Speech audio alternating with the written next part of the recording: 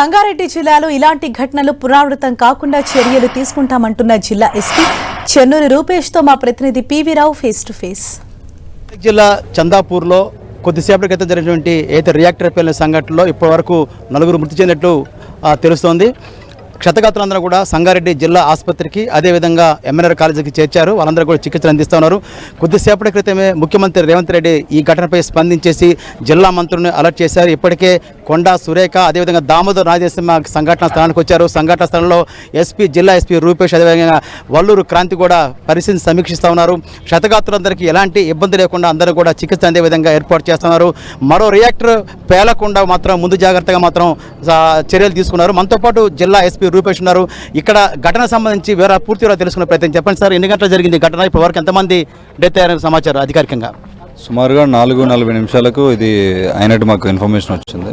So ఇమీడియట్గా దగ్గరలో ఉన్న ఫార్మా ఇండస్ట్రీస్ అన్నింటినీ కూడా పిలిపించి వాళ్ళ దగ్గర ఉన్న ఫోము ఫైర్ టెండర్స్ అన్ని కూడా పిలిపించాము.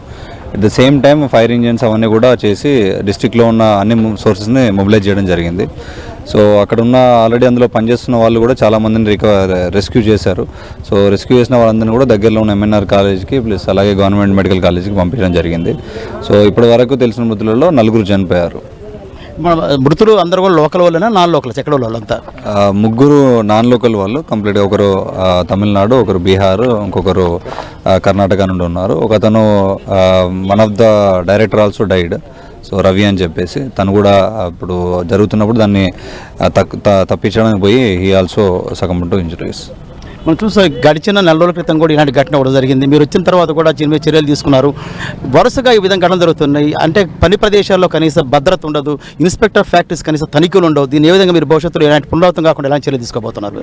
అంటే ఆల్రెడీ ఇంతకుముందు పాషమేళంలో లాస్ట్ 2 వీక్స్ బ్యాక్ కూడా కొన్ని జరిగినప్పుడు డిస్ట్రిక్ట్ లెవెల్లో టాస్క్ ఫోర్స్ కమిటీ ఒకటి వేసి ఇన్స్పెక్షన్ చేశాము. కొన్ని డిస్ట్రిక్ట్ కలెక్టర్ గారు ఒక 4 కంపెనీస్ కూడా మూసేశారు. సో స్టిల్ మిగతా ప్లేసెస్లో కూడా ఆడిట్ జరుగుతూ ఉంది. అన్ని మల్టీ డిసిప్లినరీ కమిటీ ఒకటి ఇండస్ట్రీస్ నుండి, పోలీస్ నుండి, ఫైర్ నుండి, రెవెన్యూ నుండి కూడా టీమ్స్ ఏర్పాటు చేశారు. ఇట్లాంటి అన్ని కూడా గుర్తించి కలెక్టర్ గారు దృష్టికి తీసుకెళ్తే she's closing them off. And reactor పేలితేనే ప్రమాద స్థాయి విధంగా ఉంది. మరో రియాక్టర్ పేలే అవకాశం ఉందన్న అది ఎంతవరకు దీన్ని కంట్రోల్ చేయగలిగారు మీరు? ఇక్కడ కొంచెం దూరంగానే ఉంది. బట్ డిస్ట్రిక్ట్ ఫైర్ ఆఫీసర్ ముఖ్యంగా మనం అందరం యాక్చువల్లీ ఇక్కడ ఉన్నాం కానీ actually hero is district fire officer Srinivas గారు. Is from the beginning is there. ఇప్పటికీ కూడా ఆయన అక్కడే ఉండి చేస్తున్నాడు. సో ఫోమ్ తోటి కంట్రోల్ చేయడానికి ట్రై చేసాము, కంట్రోల్ అయింది. బట్ ఇంకా ఫర్దర్గా మిగతా రియాక్టర్స్ పోకుండా ఇప్పుడే శాండ్ తెప్పించాము. శాండ్ తోటి దాన్ని కంప్లీట్గా కట్టెలు చేస్తాము. 3 బాడీస్ని కూడా రికవర్ చేయడం జరిగింది. ఇది మొత్తం మీద చూసుకున్నప్పుడు ఏదైతే డెడ్ బాడీస్ అందరినీ కూడా మార్చులు తరలించడం జరిగింది. ఇంకా ప్రమాద స్థాయి పెరగకుండా మాత్రం కంట్రోల్ చేయగలిగాము. రియాక్టర్ పేలకుండా చేయగలిగాము. క్షతగాత్రులందరినీ కూడా దగ్గర ఆసుపత్రికి పంపించేసి ట్రీట్మెంట్ ఇప్పిస్తామని కూడా చెప్పడం జరిగింది జిల్లా SP Rupesh. Camera person Vinod, PV Rao, 10 TV సంఘటన స్థలం నుంచి.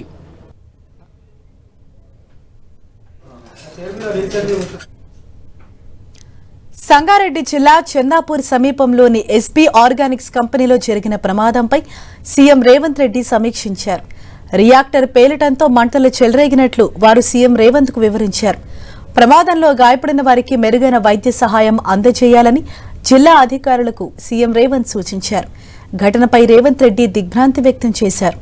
ప్రమాదంలో మృతి చెందిన కుటుంబాలకు సానుభూతి తెలియజేశారు.